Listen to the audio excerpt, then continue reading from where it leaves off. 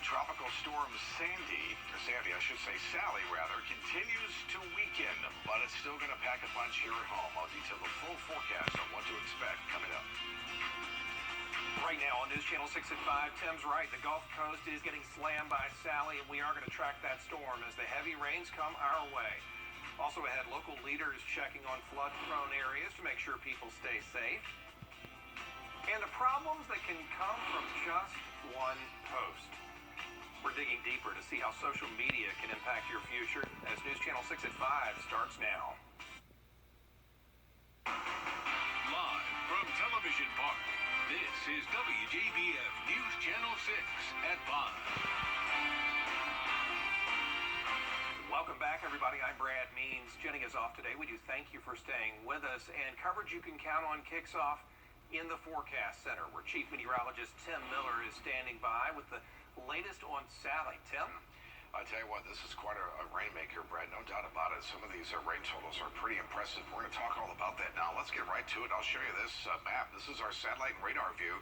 Tropical storm Sally moving northeast at 7, wind speeds of 60 miles per hour. So the wind speeds have died down some, but it's still a decent tropical storm here as it continues to move off towards the northeast at 7, which is very slow, but it's going to pick up speed here over the next 12, 24 hours, and that will have some impacts for us. Already, we have our flash flood watch in effect for all the counties in green, right? This is pretty much our entire viewing area, except for perhaps our southern viewing area, but still we'll watch for the potential of some heavy rain for you as well. A slight risk of severe weather, and on the scale, this is pretty decent. Again, this would be for tomorrow from the Storm Prediction Center. We'll talk more about the opportunities for storms as well. So here's a look at our radar with Viper 6 showing some decent rain here. We've had some heavier rain in town that's now moved on off towards the north, but look at this. We have some more rain, and this is some pretty decent rain, too, from the Fort, Hepzibah north of you, all the way to Highway 56 and into South Carolina. And right now, it's relatively calm to the south, but there's a lot more rain headed to the north. There's our Jiffy Lube Sky View picture right outside Television Park. Notice how wet it is. Futurecast, 7 o'clock tonight, showing the showers and the rain. Nothing too heavy, but still it all adds up, right? So this will be light to moderate rain. There's 10 o'clock tonight. The heavy rain as well to our south and to the west. This is at midnight. There'll be a lot more where this came from. I'll tell you exactly what to expect as we get into our forecast in just a few minutes. I'll show you hour by hour the latest with Sally's impact, Brent. Well, so Sally came ashore in Florida and brought heavy rain and flooding. They're dealing with that right now for sure and will be for the days to come. Here's Rob Marciano. We're in the eastern eye wall of Hurricane Sally here in downtown Pensacola. This is what Main Street looks like. Wind absolutely nuking through here, a storm surge with white caps. Debris littering the streets here, a traffic light down, these dangling precariously, and trees down as well. Power is out through most of this city. The police department saying there's too many roads that are closed from flooding and debris to even list. First responders are hunkering down, not going out on calls until it gets safe to do so. And unfortunately, with the slow-moving nature of this system, that is going to be quite some time. Rob Marciano, ABC News, Pensacola, Florida. Leaders in Aiken are hard at work to make sure Wjbf weather app in the App Store or Google Play. Aiken County investigators searching for 3 suspects after a shooting in Moneta. News Channel 6's Chloe Salsameda has the story. It all unfolded just after 10 a.m. this morning off Old Shoals Road and Columbia Highway. Neighbors say they were inside when they heard gunshots, and when they looked outside, the scene was chaotic.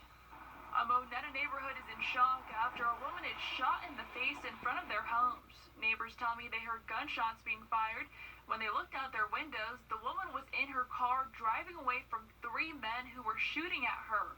She even drove through a fence trying to escape. Life is short. We going through a lot right now, and there's no time for that.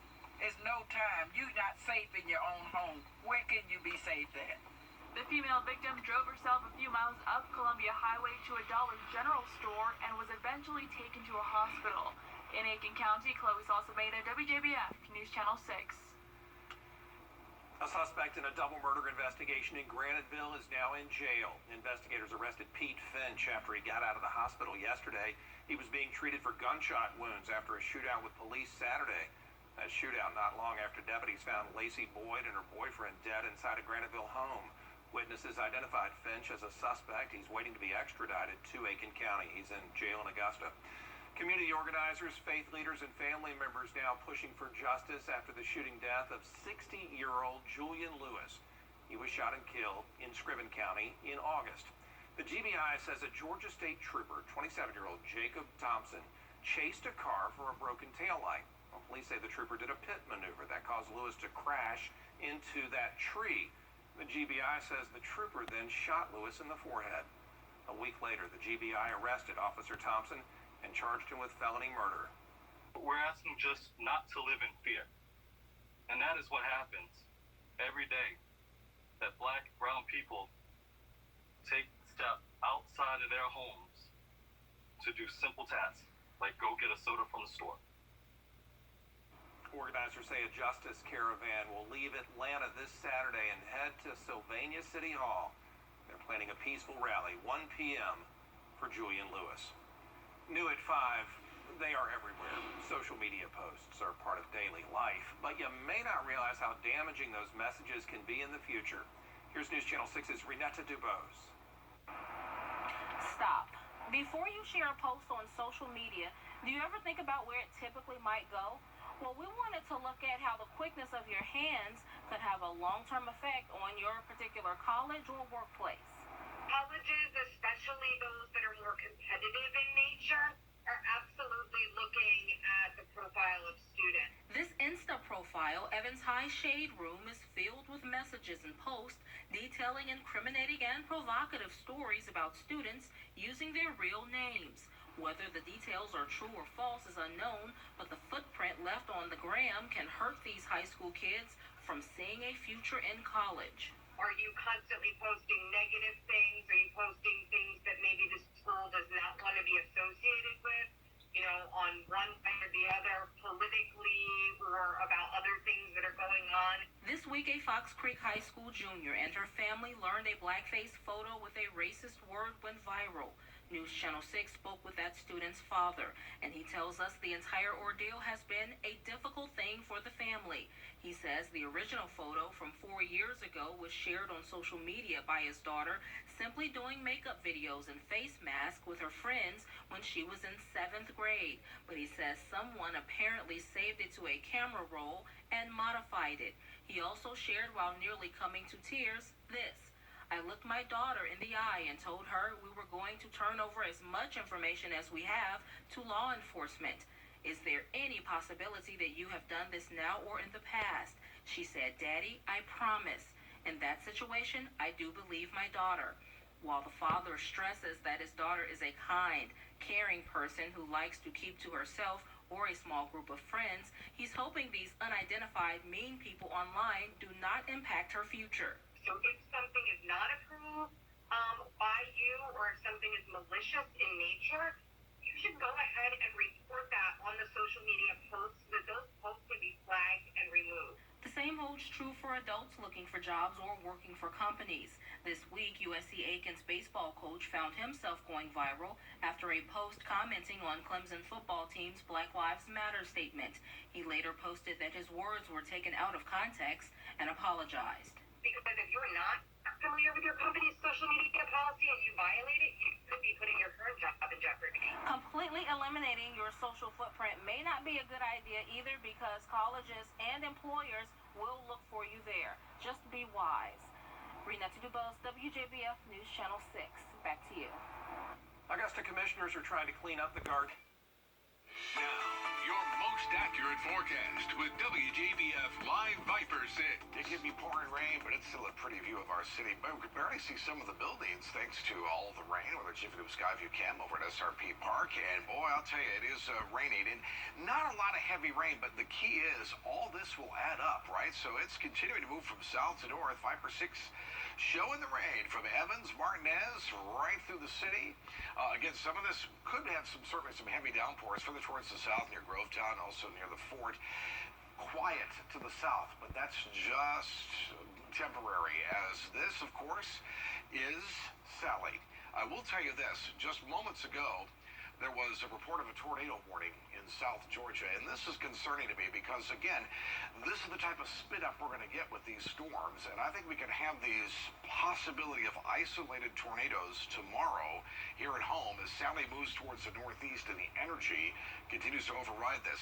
Not helping is this front here. Any type of front creates lift, so between Sally and the stationary front, this is why we're going to have some issues, no doubt. So here is the current path moving northeast at 7, wind speeds at 60 miles per hour, so it is certainly losing some of its strength. But my thinking is once we get into tomorrow, the center of Sally is basically on top of us, or more towards the north. Rotating thunderstorms tomorrow have the potential of producing an isolated tornado. Storm Prediction Center has a slight risk of severe weather for much of the viewing area, and that's pretty decent on the list. We very seldom have that slight risk. Let's look at Futurecast. Now, I want to take you through the evening, and we'll go into tomorrow, okay? So here's 8 o'clock tonight. Notice the rain from south to north. Some of this rain is really light to moderate. The heaviest rain remains off towards our west and south. So now we're up to midnight. All right, let's pick it up at midnight. Here comes the heavy rain through about early tomorrow morning. You'll notice time to get to 4 o'clock. Look at these cells here, 4 o'clock tomorrow morning. And this is what I'm thinking. Anytime after 6 o'clock tomorrow morning, any one of these cells could produce some thunderstorms and the possibility of an isolated tornado. Remember, so we've had all this rain overnight, right? So we're here in the midday. This is 10 o'clock tomorrow morning. McCormick all the way down to Swainsboro. Look at these showers and storms. The heaviest rain moves off towards the east at noon. However, there's 2 o'clock tomorrow afternoon. Notice peppered about here from Thompson to Augusta to Swainsboro will be some of these thunderstorms. Those could be thunderstorms that produce isolated tornadoes tomorrow. All right, we'll have to watch this closely. 4 o'clock tomorrow afternoon, there is the final line that'll move on through, and then it's into South Carolina. By 6 o'clock tomorrow night, it's just showers, anything left over, and we're done. And this moves out, and big improvements coming our way. Let's look at some of these rain totals real quick. Pretty impressive. You notice it's mostly the western viewing area, but still, I think very easily for us, maybe 3 inches at Augusta, far less towards the south. All right, we'll be watching that closely. So to recap, heavy rain starts tonight through tomorrow night. 1 to 3 inches, perhaps 2 to 4 inches. Northern CSRA will watch this closely and the possibility for some strong storms. Remember, we are online, of course, at Wjbf.com with our hurricane tracker, doing a lot of stuff on Facebook, and of course through Twitter as well. Quick look at our 10-day forecast here. Notice the big improvements by the weekend. We'll clear out the skies and bring in much cooler temperatures. Brent? Tim, thanks. Amazon holding a virtual career day today. They need to fill more than 130,000 jobs nationwide. There was a panel of experts. People got career coaching. They had breakout sessions. And, of course, we're all waiting for the fulfillment center to be finished here at home in Columbia County. Number one question we get asked, when's Amazon starting? We know long-term it's going to be a little while, probably January, February is my guess, just based on their construction timeline and when they need to be operational. And then construction should be completed in summer 2021. Coming up, one high school football player really beating the odds. With the latest on Sally and where it's headed, all you have to do is download our WJBF weather app. It's free for your tablet or smartphone. We'll update our social media sites and our main website, WJBF.com, as events warrant. A Richmond County Middle School is closed because of the impact of the coronavirus. Spirit Creek Middle School shut down today. It'll stay closed until October 2nd. Students will learn from home if they were going face-to-face, and the curriculum, we're told, is not going to be impacted. The education flow rolls on. Students got a packet today about who to get their assignments from and how to handle everything while the school is closed. There's one student at Spirit Creek who has tested positive for coronavirus. 11 students are self-isolating. 6 employees self-isolating. New tonight, an ethics complaint against Augusta District Attorney Natalie Payne has been dismissed. The complaint was filed just this week. It claimed Payne violated state law with a post on the CAVE Task Force Facebook page. That post encouraged people to support her in the race for DA. Well, CAVE falls under Payne's jurisdiction. This afternoon, the Georgia Government Transparency and Campaign Finance Commission dismissed the complaint. The commission says CAVE is a community group and not a funded task force or agency, and therefore does not violate the law. In a statement, Payne blamed her opponent, Jared Williams, saying, "While I was absolutely exonerated, Jared Williams' self-serving and ill-advised publicity stunt has tarnished the reputation of volunteer law enforcement officers and prosecutors who work to protect the elderly in our community from abuse and neglect." Aiken County investigators searching for 3 suspects in a shooting tonight. They say it happened somewhere in the area of Old Shoals Road and U.S. Highway 1. The victim actually went to the Dollar General in Moneta, where somebody took him to the hospital. News Channel 6's Chloe Salsameda now. It all unfolded just after 10 a.m. this morning off Old Shoals Road and Columbia Highway. Neighbors say they were inside when they heard gunshots, and when they looked outside, the scene was chaotic. A Mognetta neighborhood is in shock after a woman is shot in the face in front of their homes. So when we heard the gunshot, I got up, we all came outside, and we went up the road, and we saw all the police up there, and we saw where whoever it was had got in the truck and left. But they shot at each other in the house. Neighbors tell me they heard a woman scream, and when they looked out their windows, she was in her car driving away from 3 men who were shooting at her. She even drove through a fence trying to escape. This is the first time this ever happened in our area like this.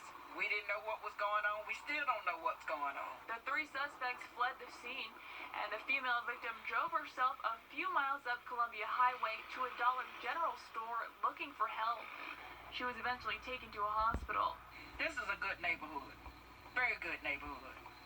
And everybody is family. And we take care of one another. The incident is concerning for neighbors.